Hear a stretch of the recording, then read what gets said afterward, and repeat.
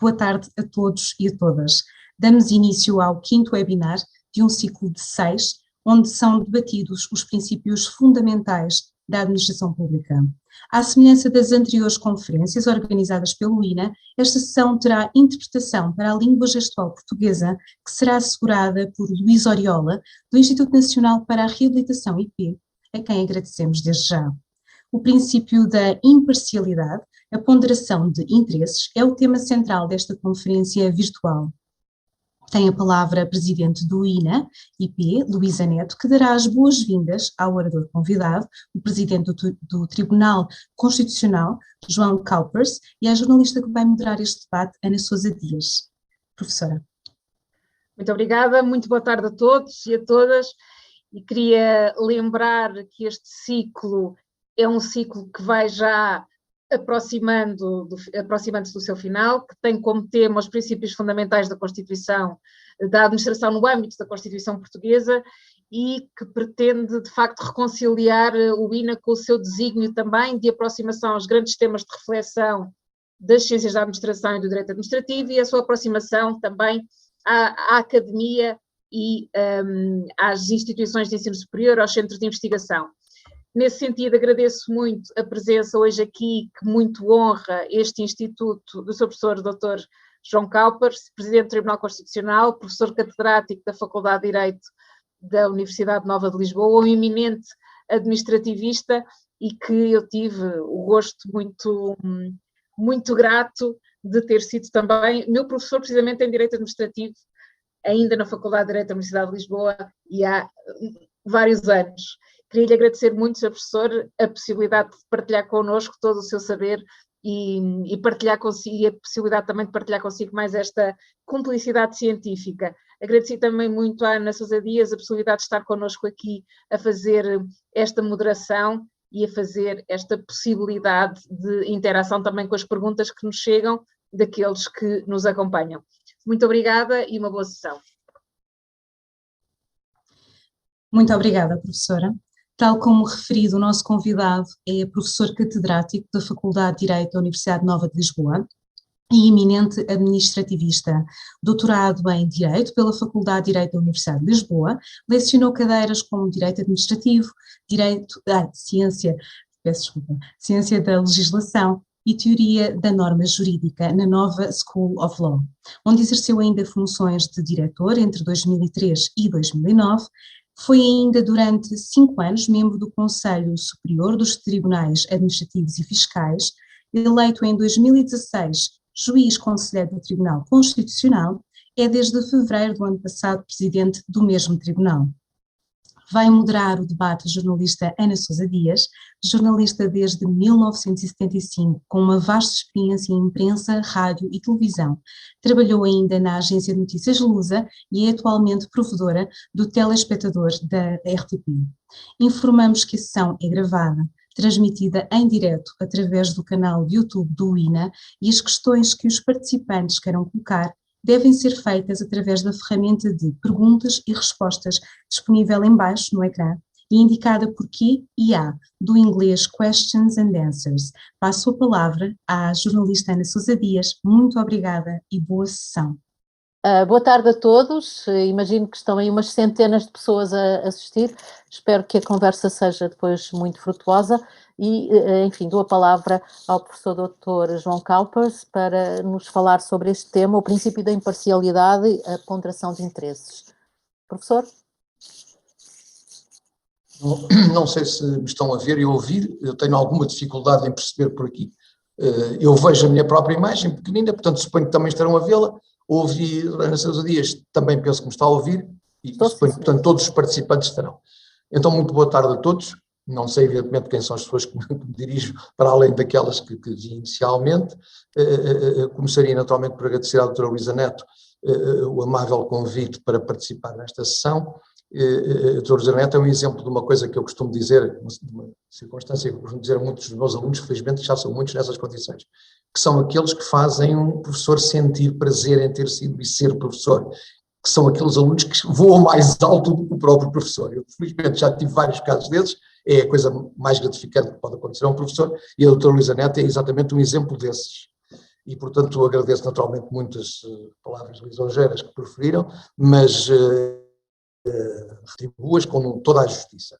Eu devo dizer que inicialmente não consegui identificar a senhora jornalista que está a moderar esta questão, por causa dos auscultadores que tapam o penteado, mas não a conhecendo pessoalmente, tenho muito gosto em estar aqui consigo, por uma razão muito simples, porque o Dr. Sousa Dias é a única pessoa que até hoje eu apercebo a fazer entrevistas na televisão. Ainda hoje, quando quero citar uma entrevista, eu não gosto particularmente de televisão nem de entrevistas na televisão, mas quando quero citar uma entrevista que me impressionou extraordinariamente, foi aquela que fez ao Dr. Galopim de Carvalho, e que teve como tema dinossauros. Eu era um fã do seu programa e das suas entrevistas, e essa ainda hoje me está na memória. E, portanto, como imagino, é um prazer enorme conhecê-la, e há muitos anos que não tinha o gosto de a ver, na televisão, que era onde eu podia ver, naturalmente, mas reencontro-me ou encontro-me consigo com muito gosto. Muito bem, vamos então tratar deste assunto. Eu causo-me alguma dificuldade inicialmente, eu estou afastado do ensino do direito administrativo já há 7 anos e portanto, enfim, nem sequer nos últimos tempos não tenho acompanhado a produção jurisprudencial nesta área do direito.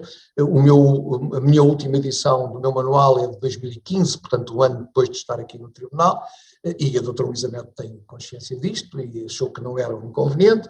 Bom, eu optei. Eu não sei, evidentemente, qual é a qualificação geral da audiência a que estou a falar, o que é uma dificuldade, porque quando sabemos que estamos a falar com os estudantes de Direito ou a graduados em Direito, isso permite utilizar um tipo de linguagem um pouco mais técnica. Eu optei por uma linguagem simples, na ignorância de saber qual é a formação das pessoas a que me dirijo, e, portanto, não vão assistir aqui a nada que se pareça com uma aula de Direito, estejam descansados, e muito menos citarei normas, acordos, o que quer que seja, e portanto limitar-me-ei a suscitar alguns problemas e algumas questões que se colocam em relação ao princípio da imparcialidade. Começando por vos dizer o seguinte, eu apontaria no início da minha intervenção 6 ideias fundamentais que me proponho, enfim, com a superficialidade que a limitação de tempo impõe, abordar. Primeira ideia, a relação entre imparcialidade e conflitos de interesses. Segundo, aquilo que eu designei por a igualdade como pressuposto. Terceiro, a ponderação como metodologia privilegiada. Quarto, a racionalidade como exigência. Quinto, o risco como problema. Sexto, a aparência como preocupação. Pode parecer um pouco exótico àqueles que são juristas, se calhar são a maioria, porque isto parece ter pouco de direito, mas não é exatamente assim. Simplesmente este domínio é um domínio em que nós temos que ir além daquilo que são as normas. É preciso perceber qual é a natureza deste tipo de problemas. Ora, a primeira expressão que eu me propunha esclarecer é a expressão de conflitos de interesses, porque é uma expressão que cobre uma realidade multifacetada e muito complexa. Em geral, pode dizer-se que nós falamos em conflitos de interesses para referenciar situações em que a vontade subjacente à escolha de um decisor público é ou pode ser afetada por motivações estranhas aos interesses públicos, cuja prossecução a lei pôs a seu cargo. Simplificando, trata-se de situações em que, ao tomar uma decisão, quem decidiu teve em conta, ou aparentemente teve em conta, motivos distintos ou motivos parcialmente distintos daqueles que correspondem ao exercício das suas funções, ao exercício dos poderes que a lei lhe confere. Suponho que é o que consta dos manuais, o tratamento dos conflitos de interesses com a tal tem origem norte-americana. E a noção de conflito de interesses começou por ter uma origem mais ética do que jurídica, ou até mais ética do que própria da teoria das organizações. O olhar sobre o conflito de interesses situa-se essencialmente nestes 2 planos, o plano ético e o plano das organizações ou da teoria das organizações.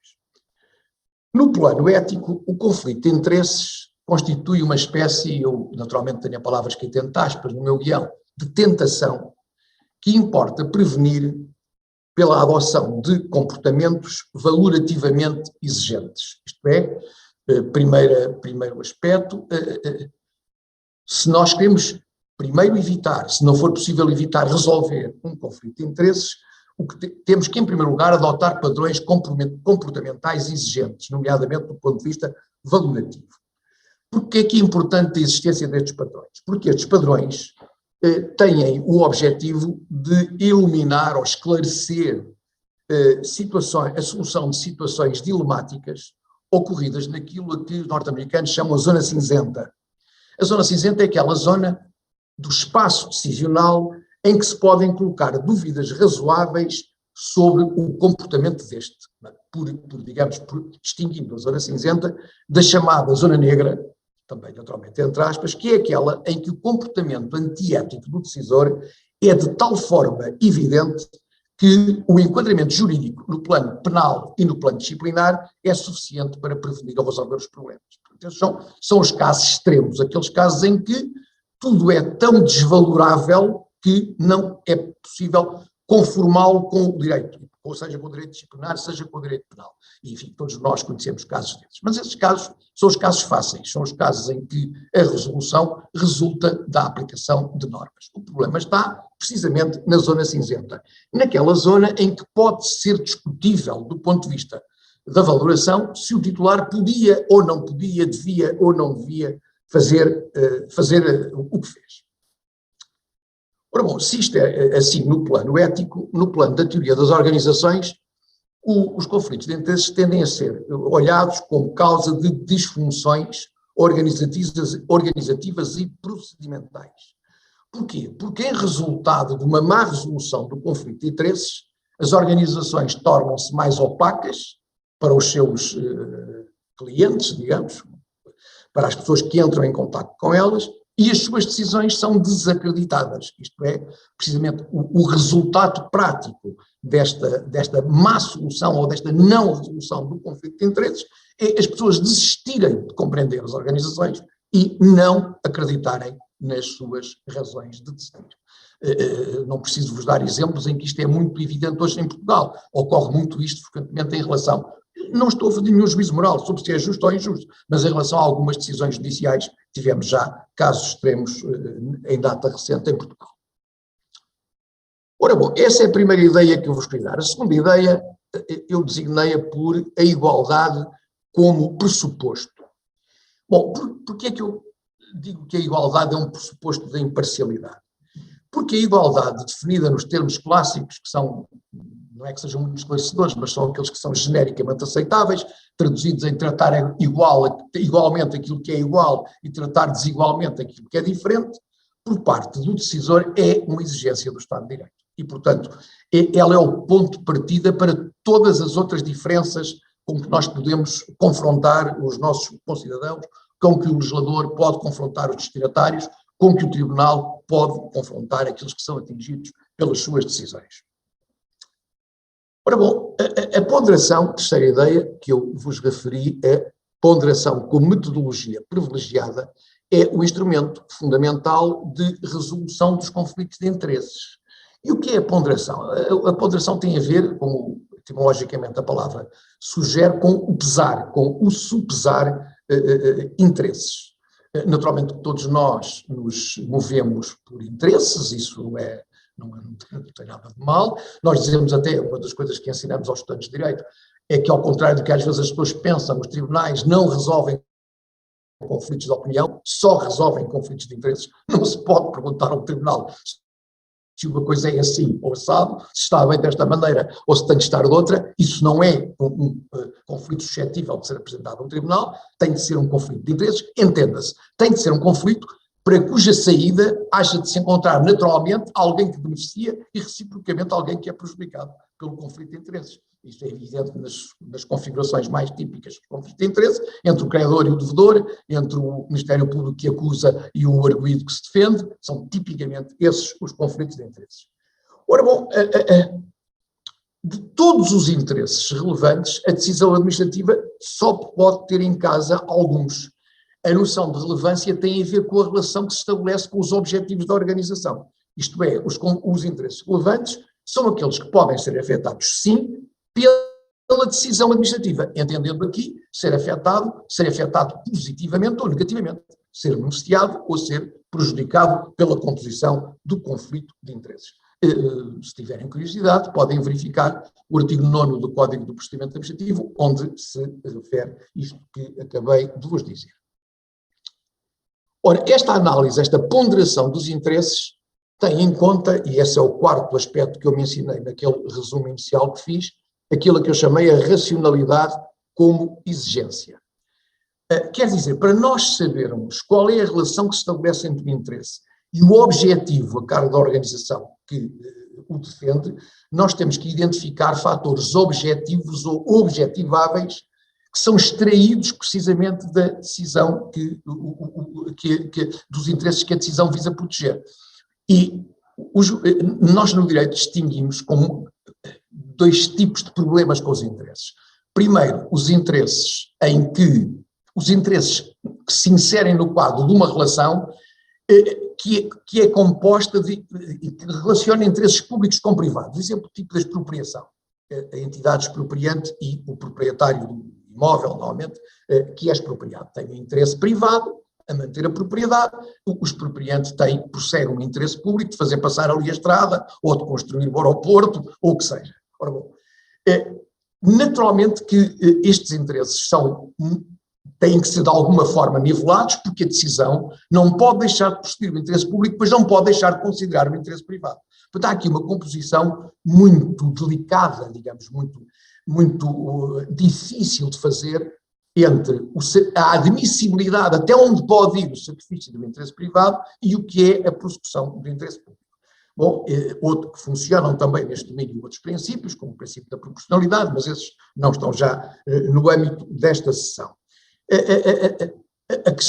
O problema agrava-se ainda mais se, no exemplo que eu estava a dar, nós substituirmos o expropriado por uma centena de expropriados, ou 1 milhar, para passar, por exemplo, a trajetória de uma estrada ou de uma via férrea, não é? E, portanto, aí temos ainda naquilo que os juristas do administrativo chamam relações multipolares, temos ainda uma complexidade maior de composição de interesses.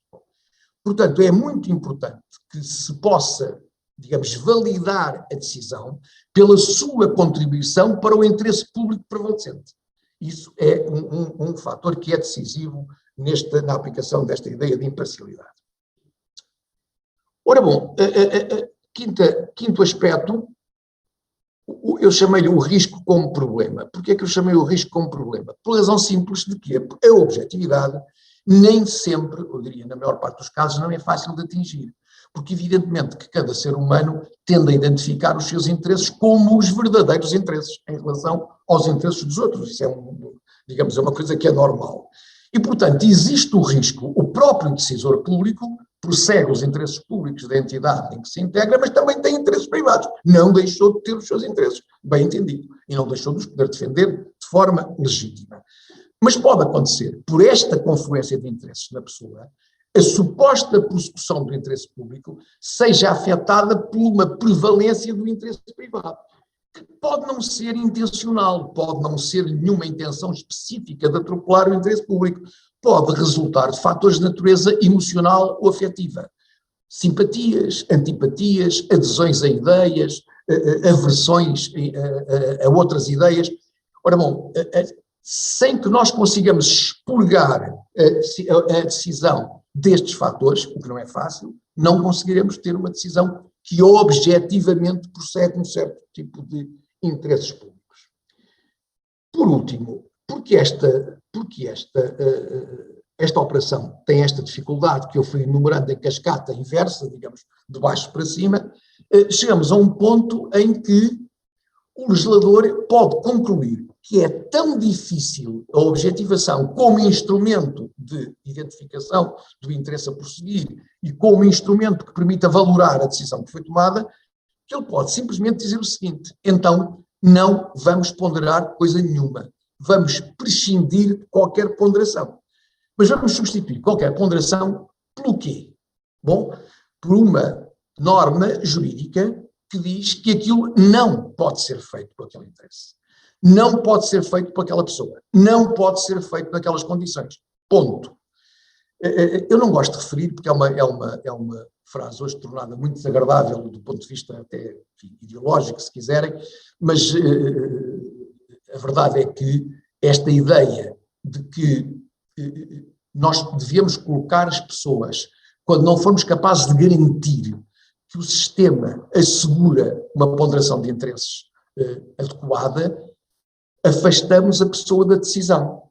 Porquê? Porque, admitindo embora que ela, podendo decidir, pudesse exclusivamente prosseguir no interesse público, a verdade é que aquilo que parece aos destinatários da decisão, às outras pessoas envolvidas no procedimento, por exemplo, é que isto não vai acontecer. O exemplo típico é a existência de um concurso na administração, na função pública, por exemplo, em que um dos membros do júri é tio de um dos candidatos.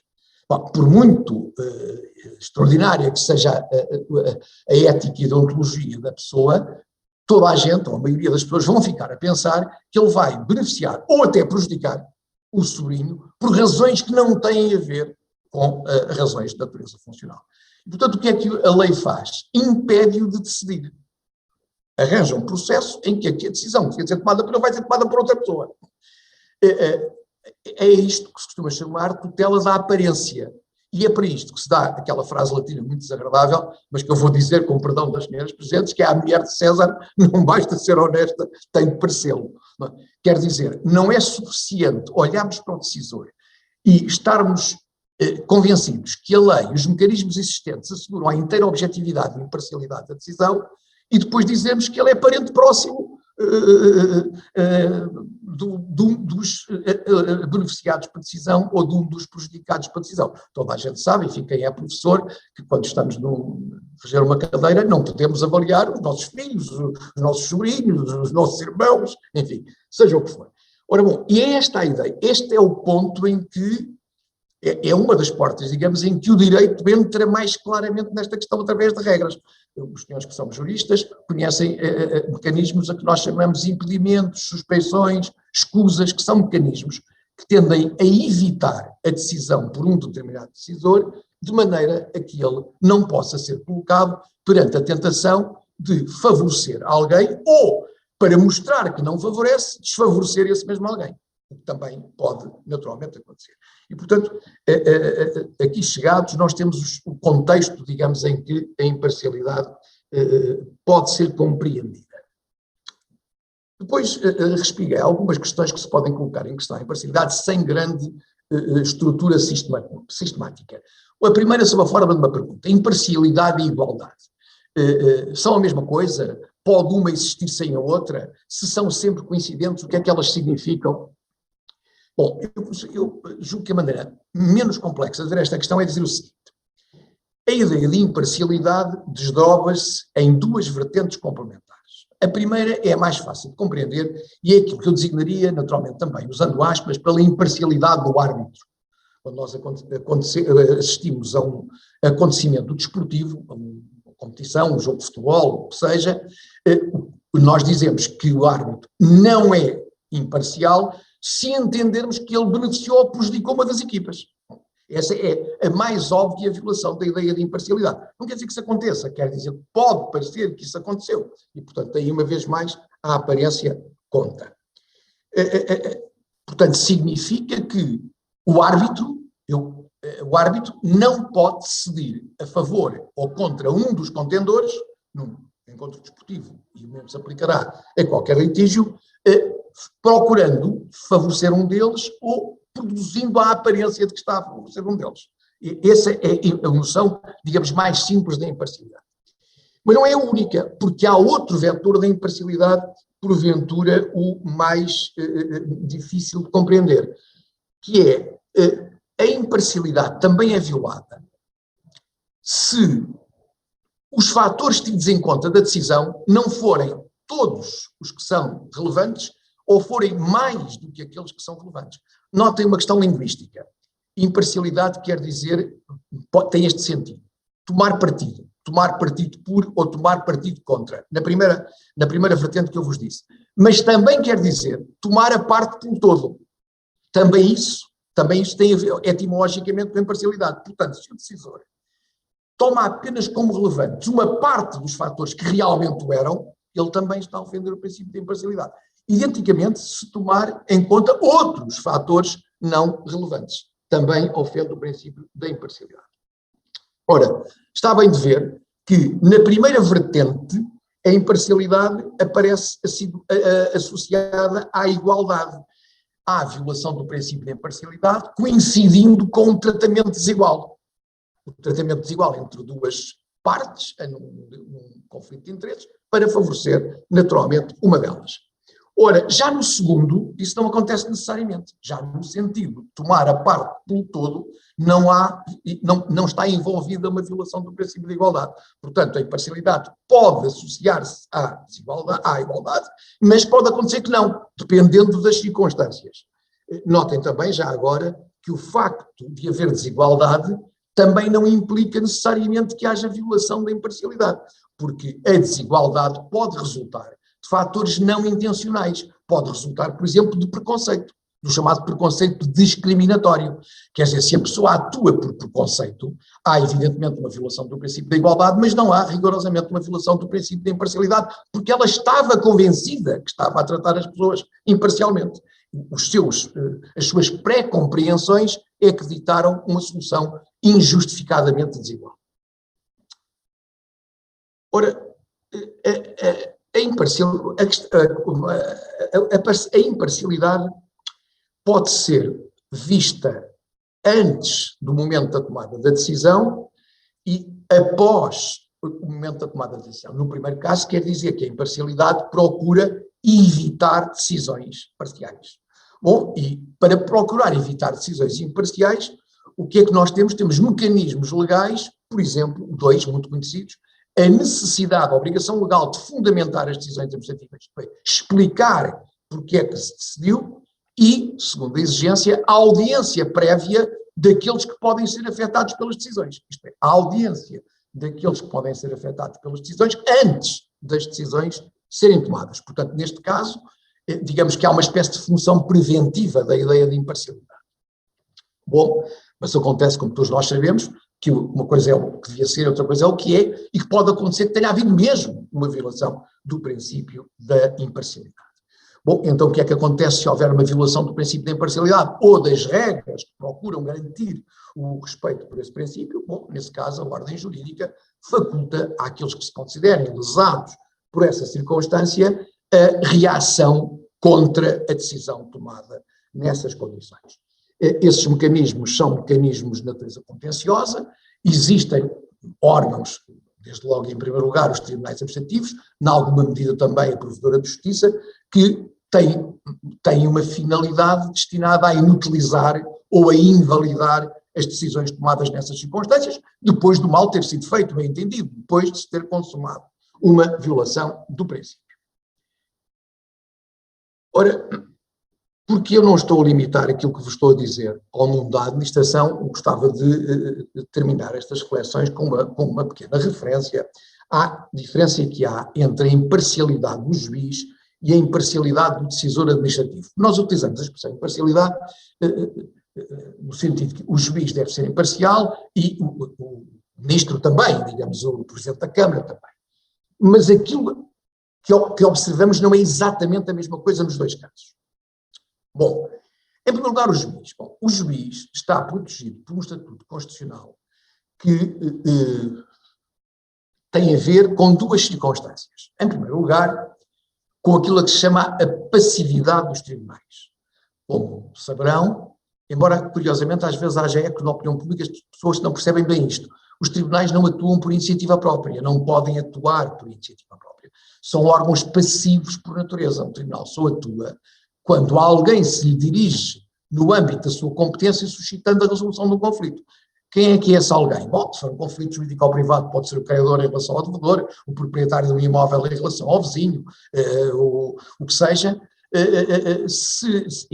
Isto naturalmente se for um conflito privado. Se for um conflito jurídico ou público, por exemplo, criminal, como todos nós sabemos, o tribunal atua em instância do Ministério Público. É o Ministério Público que propõe uma ação-crime contra uma pessoa acusada de violar a lei penal. Portanto, os tribunais não são proativos, não promovem o direito. Esperam para, tendo sido suscitada uma intervenção, então, nessas circunstâncias, ditarem o direito. Por outro lado, precisamente por isto é que a Constituição, dizia eu, rodeia o juiz de um estatuto que lhe confere absoluta liberdade e que costuma ser resumida nesta frase: o juiz só deve obediência à lei, e em primeiro lugar, à mais importante de todas as leis, a Constituição, e à sua própria consciência. Ninguém pode dirigir a um juiz ordens, injunções, recomendações, diretivas, o que quer que seja. Isso não influencia, não pode influenciar o juiz, mesmo vindo, obviamente, de decisores públicos. Portanto, o juiz é imune a isso.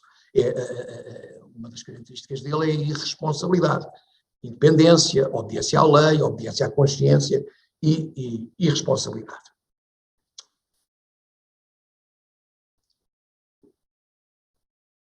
Quanto ao decisor administrativo, o decisor administrativo já não é assim. Porquê? Porque o decisor administrativo é um promotor proativo de interesses públicos, ao contrário do juiz.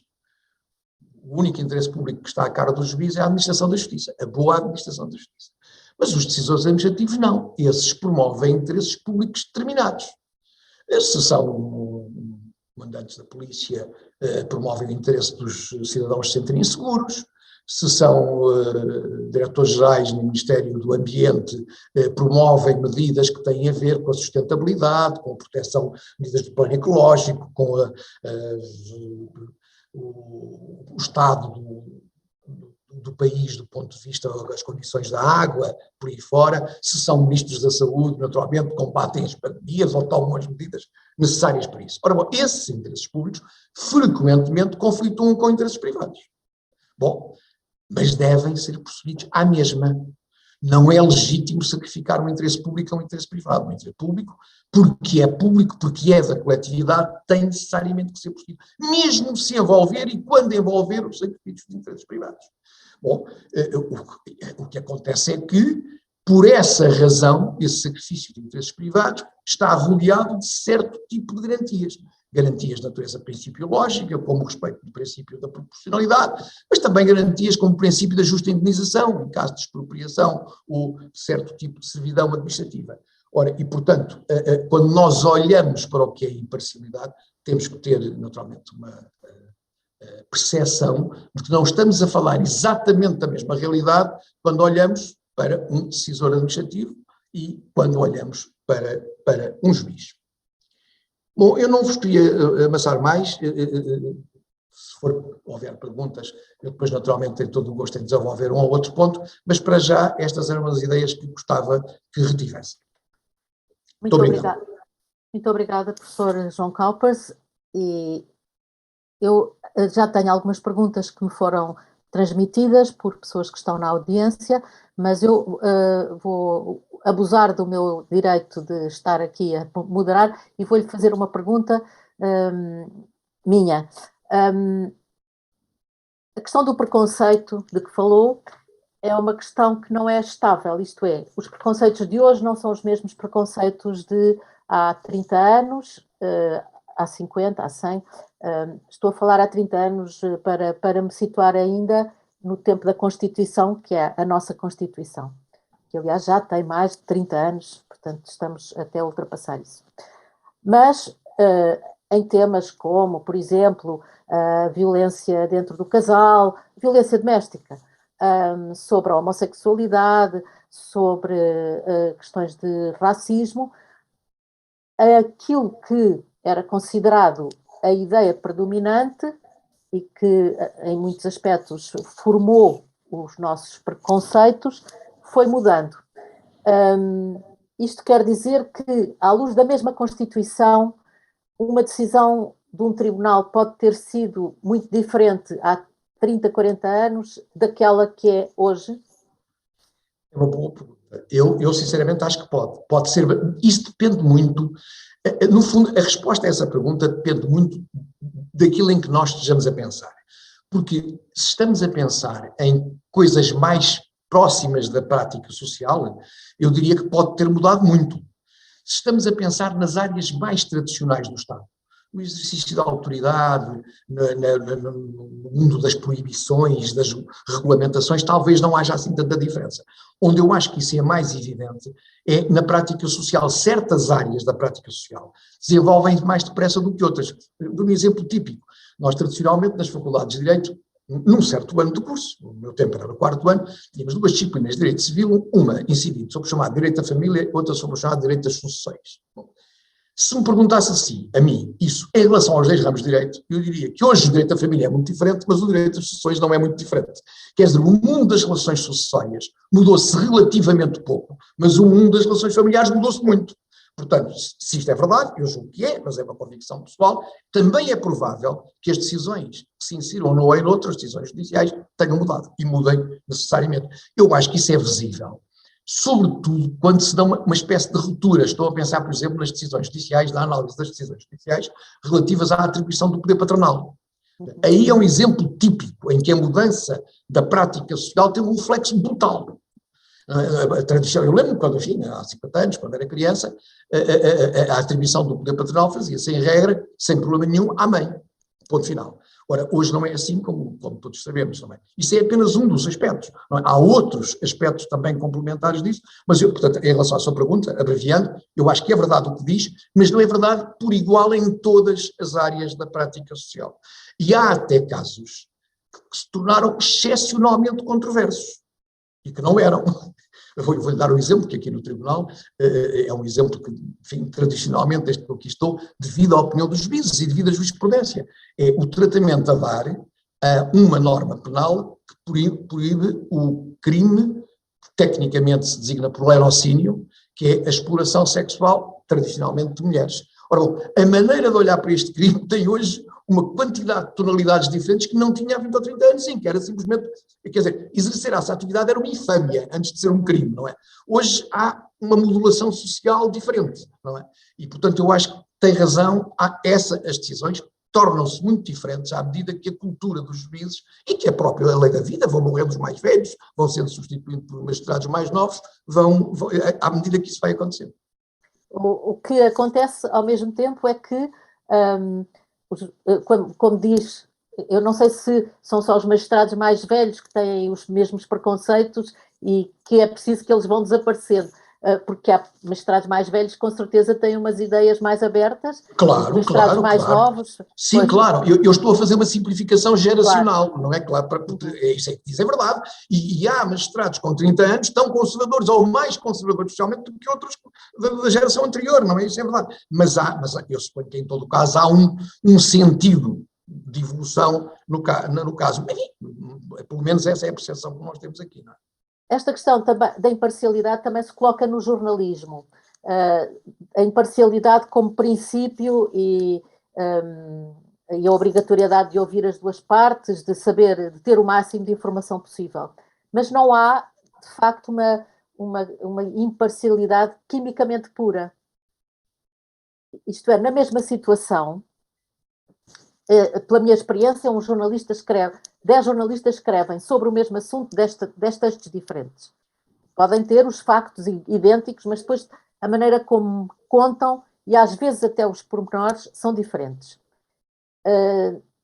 Um juiz ou 10 juízes também podem ter, perante a mesma situação, atitudes diferentes.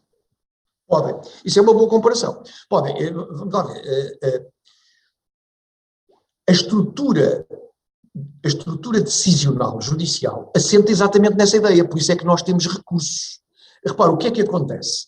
Num caso criminal, simplificado, um caso de violência sobre as pessoas, por exemplo, um caso de violência doméstica grave, provocou a morte ou a incapacidade da vítima, um caso grave. Bom, nós temos a pronunciarmos sobre esse caso, possivelmente, qualquer coisa como os 3 juízes do coletivo, porventura, não sei se 5 juízes da relação se houver recurso, 9 juízes no Supremo se houver recurso, 5 juízes no Tribunal Constitucional no caso de recurso de constitucionalidade e até pode ir para o Tribunal Europeu dos Direitos do Homem, mais não sei quantos juízes. Ora, o que é que nós ganhamos em vez de um juiz decidir em 15 ou 20? Simples... Nós temos alguma razão para acreditar que um juiz que tem uma opinião diferente dos outros 19 esteja errado, Ou esteja certo, não temos, mas também não temos a democracia. Não temos a certeza que aqueles que ganham as eleições tenham razão. É sempre assim nas organizações humanas. O que nós fazemos, o que a justiça faz, é, na falta de um critério qualitativo que possa dizer quem é que tem razão, toma vontades, vai somando decisões e depois apura-as por um processo semelhante ao resultado de umas eleições. Apura-os por uma maioria. Na verdade é isso que faz a justiça. Procurando, quanto mais intervenientes houver, mais nos aproximaremos eventualmente do paradigma da justiça divina. Eu não acredito, mas enfim, mas há quem entenda que sim. Esse é um aspecto. No caso dos jornalistas, eu acho que se põe uma questão que também se põe em relação aos juízes, mas isso está muito mais bem resolvido nos tribunais do que nos jornalistas, que é a distinção entre os factos e, no caso dos juízes, o direito, questão de facto, questão de direito, tema clássico dos juristas, no caso dos jornalistas, os factos e a opinião.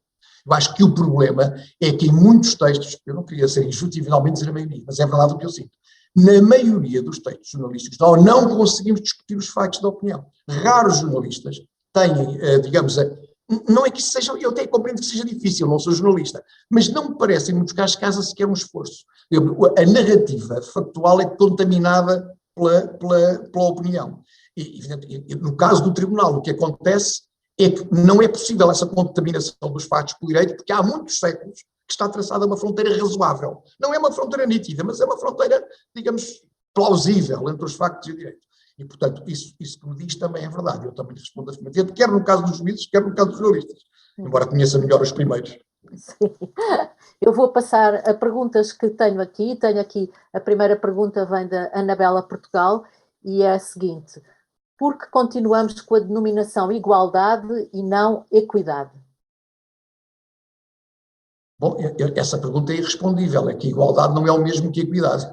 A equidade é, vamos lá ver, a equidade é uma qualificação, não se consigo usar as palavras sem causar muita confusão.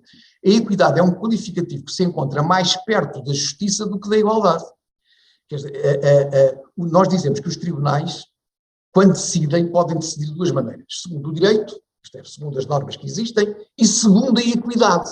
Ora, o que é a equidade? É uma espécie de sentido de justiça do juiz, de sentido da comunidade, digamos, corporizado pelo juiz. A equidade pode determinar uma decisão igualitária ou desigualitária. Isso depende das circunstâncias. Igualdade não é sinónimo de equidade. Não é?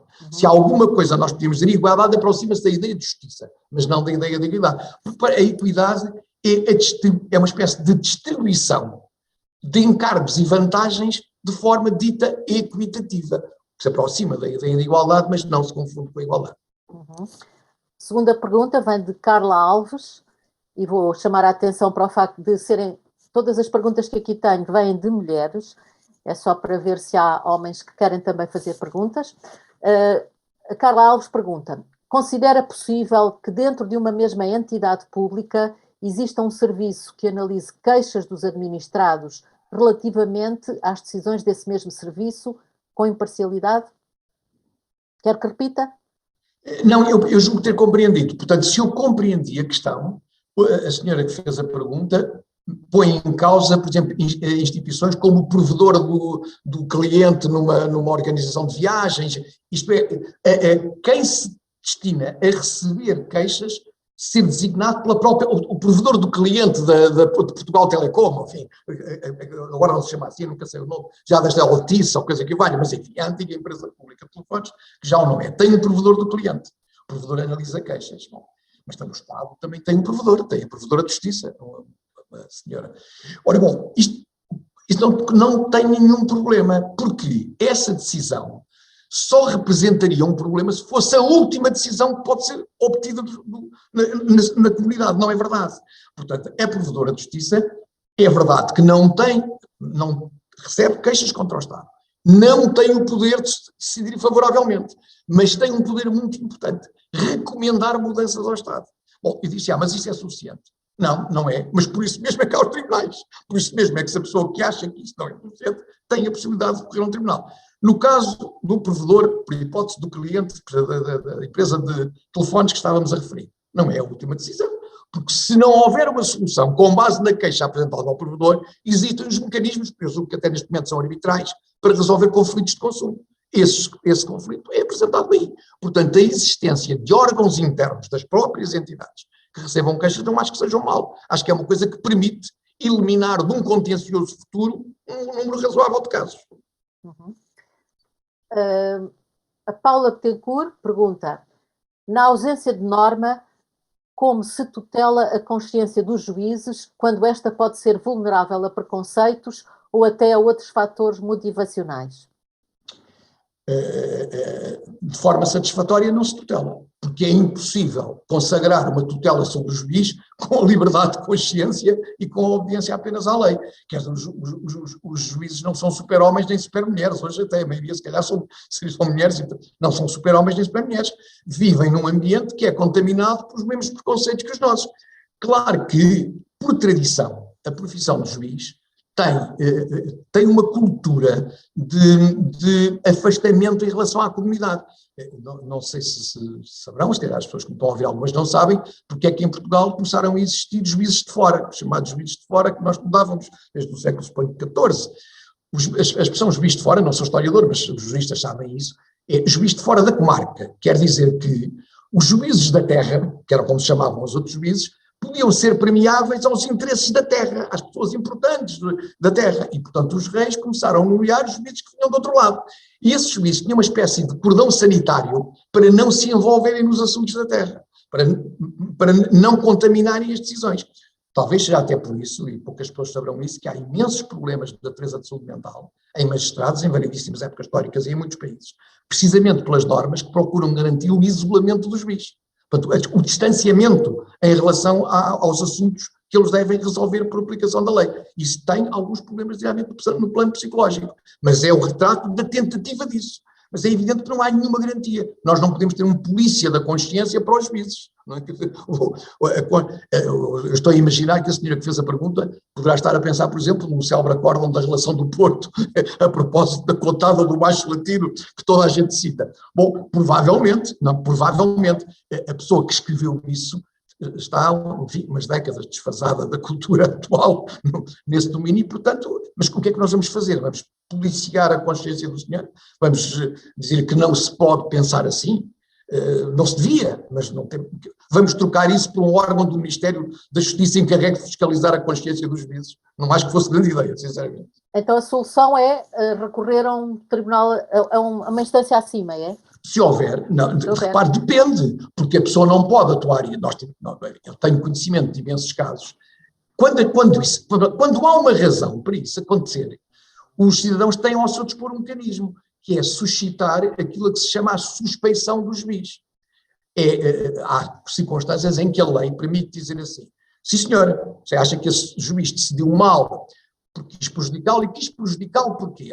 Porque havia um célebre caso de um juiz, não vou dizer o nome, que está em funções, em que se dizia uma das pessoas envolvidas num conflito que ele decidiu, a família teria tido um conflito com a família do pai do juiz, numa terra pequena. Bom, mas é preciso provar isso, e provar que isso afetou a decisão. Naturalmente, nós não podemos atuar, o contrário era atuar com base em preconceito contra supostos preconceitos. Portanto, não há um mecanismo seguro disso. A justiça humana não é infalível, não é? É sempre falível. Sónia Marinho pergunta ao professor: quando falou na tutela da aparência, poderá aqui englobar-se a conhecida declaração de inexistência de conflitos de interesses que os intervenientes em procedimentos administrativos deverão preencher? Exatamente, tem toda a razão. Inclusive, existem instrumentos, olha, alguns dos quais estão aqui depositados no Tribunal Constitucional, de onde eu vos estou a falar, que são as declarações de património e rendimento, que permitem também aferir a hipotética existência de conflitos de interesses. Nesses formulários existe um quadro em que as pessoas têm que inscrever o nome das sociedades de que tenham ações, esse tipo de coisas, precisamente para se poder saber se naquele caso houve algum risco de confundir os interesses do acionista com os interesses do decisor, porque evidentemente que um decisor público não está proibido de comprar ações de empresas, não é? Mas o que não pode é depois interferir nas decisões que possam ter uma repercussão sobre o valor dessas ações. Isso é que seria um conflito de interesses, não é? Temos aqui uma pergunta de um homem, finalmente. Viva, Rui Xavier. Pergunta: imparcialidade versus decisão administrativa. podemos afirmar que a decisão administrativa, stricto sensu, tem por base a imparcialidade do decisor, ou atualmente o decisor está coartado na sua decisão pela sua própria parcialidade, seja ela política, económica, social, etc. Não, vamos lá ver, eu não referi, nós em Portugal não temos, há países em que isso é feito, não falamos normalmente em neutralidade política da administração, e que isso é desejável que exista, mas não há um princípio consagrado, nem na Constituição, nem nas leis, a respeito da suposta neutralidade política. Bom, e portanto significa que o decisor pode, obviamente, ter as suas convicções políticas, desportivas, religiosas, enfim, seja o que for, não há, evidentemente que isso limita o espaço de decisão. Ou pronto, eu não dizia limita porque isso parece uma coisa, condiciona o espaço de decisão porque a pessoa está muito marcada. Repara que é evidente que isso condiciona os juízes que neste tribunal votaram a eutanásia num ou noutro sentido.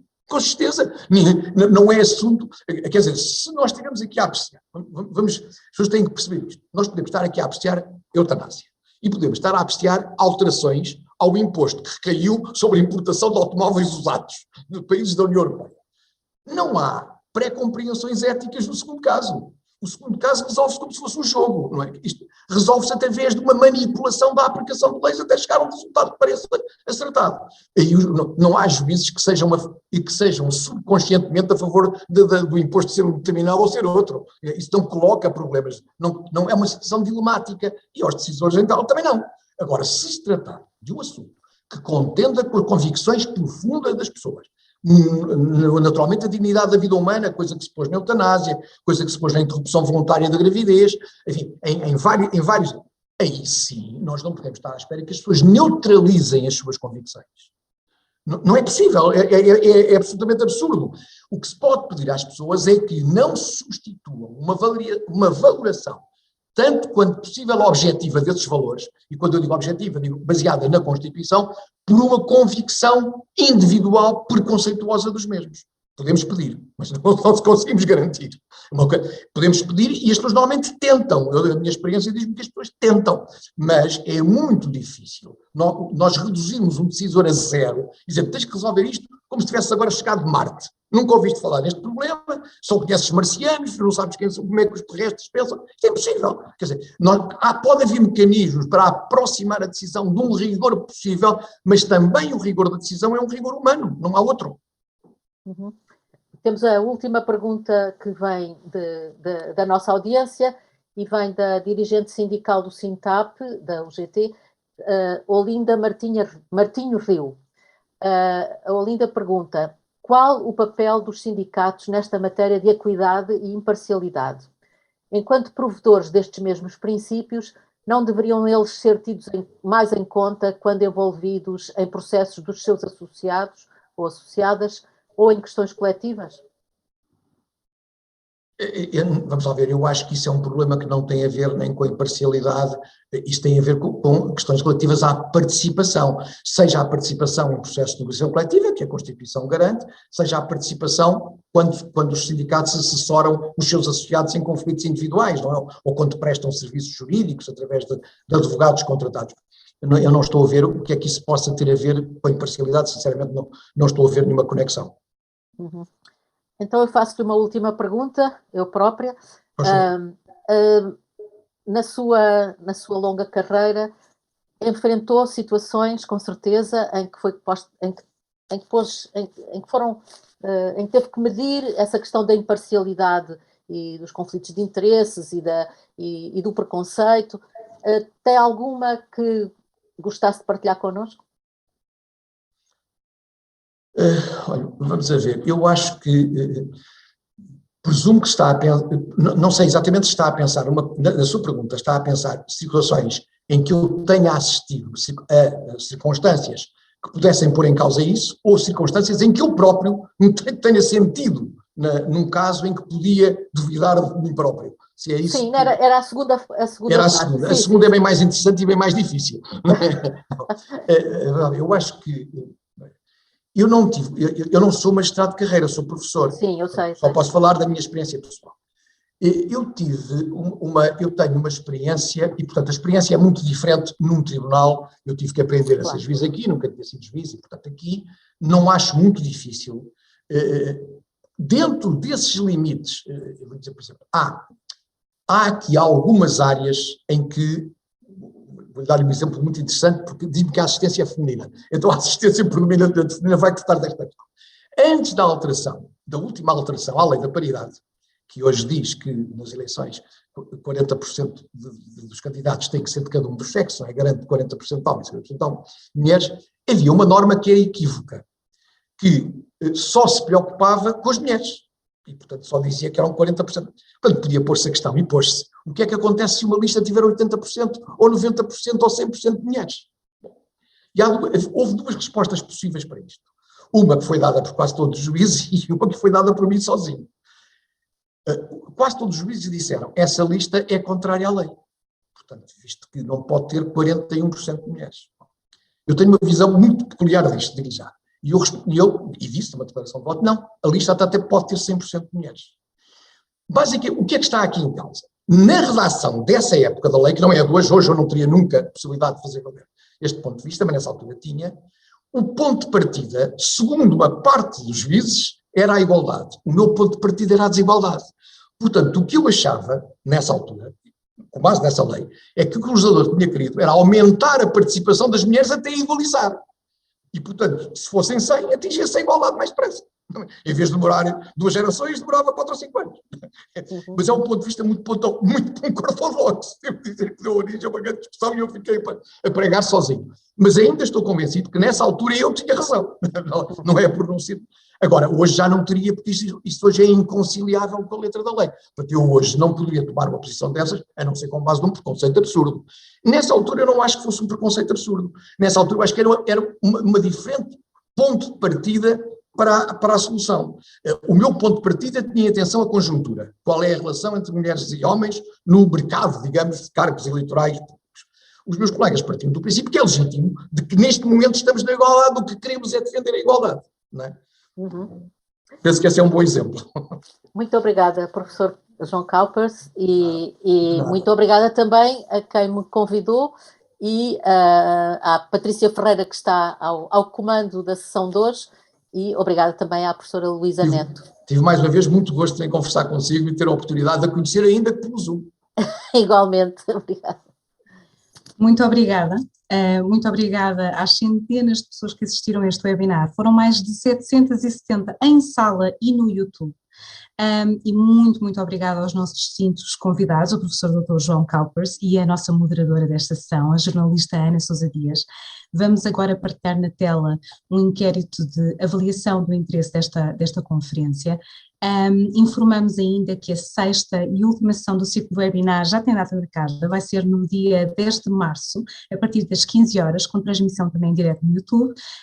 O princípio da boa-fé, função e semântica na decisão administrativa, será o tema do webinar, que tem por orador Pedro Muniz Lopes, professor auxiliar da Faculdade de Direito da Universidade de Lisboa, e como moderadora Raquel Martins, jornalista do Público. As inscrições estão a decorrer no site do INA, vamos partilhar também no chat essa mesma informação. Mais uma vez, muito obrigada a todos e a todas, e um especial obrigada ao nosso orador, à nossa moderadora e ao nosso intérprete que nos acompanharam ao longo desta hora de debate tão enriquecedor. Obrigada. Boa tarde. E uma boa tarde. Obrigada, um bom boa trabalho. tarde. Obrigada. Boa tarde.